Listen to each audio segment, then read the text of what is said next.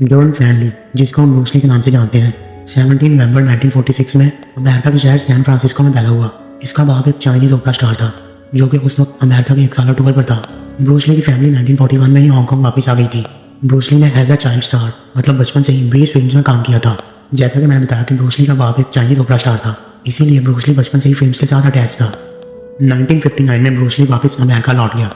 वहाँ पर इसने यूनिवर्सिटी ऑफ वाशिंगटन में एडमिशन लिया और अमेरिका के एक शहर सियाटल में एक मार्शल आर्ट स्कूल ओपन किया। ब्रूस ली जैसा एक अजीम स्टार सिर्फ 32 साल की उम्र में इस दुनिया से इंतहाई पुरस्कार तरीके से चला गया, जिसके बारे में लोग आज भी ठीक से नहीं जान पाए। 20 जुलाई 1973 को 32 साल ब्रूस ली हांगकांग में अपने घर में मौजूद था।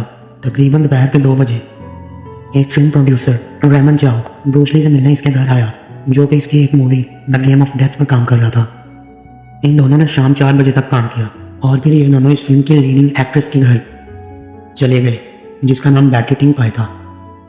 वहाँ भी उन्होंने फिल्म की स्क्रिप्ट पर काम किया और फिर प्रोड्यूसर रेमन चाओ वहाँ से चला गया और फिर कुछ देर बाद ब्रूस ली के सर में दर्द होने लगा। बैटी ने ब्रूस ली को एक टैबलेट थी जो कि एक पेन किलर थी, वो लेकर ब्रूस ली एक रूम में सोने चला गया और फिर शाम के 7:30 हो गए थे तकरीबन, लेकिन ब्रूस ली अभी भी सो रहा था। और फिर प्रोड्यूसर रेमन चाओ ने बैटी के घर कॉल की और ब्रूस ली को उठाने को कहा क्योंकि इनका आज रात का डिनर का प्लान था। और फिर बैटी ने ब्रूस ली को एक दफ़ा जगाने की कोशिश की, लेकिन ब्रूस ली नहीं उठा। कुछ देर बाद रेमन चाओ भी बैटी के घर वापस आ गया। इसने भी ब्रूस ली को उठाने की कोशिश की, लेकिन ब्रूस ली ने कोई भी हरकत नहीं की।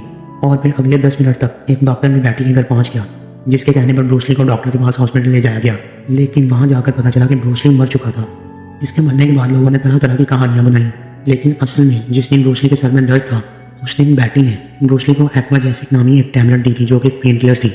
डॉक्टर का कहना था उस टैबलेट में कुछ ऐसे कंपाउंड शामिल थे जिनसे ब्रूस ली के दिमाग को एलर्जी थी, जिनका साइड इफेक्ट ये हुआ कि ब्रूस ली का दिमाग स्वेल होना शुरू हो गया। इस टैबलेट से ब्रूस ली का दिमाग 1400 ग्राम से 1575 ग्राम तक स्वेल हो गया था, जिसकी वजह से ब्रूस ली की मौत हो गई।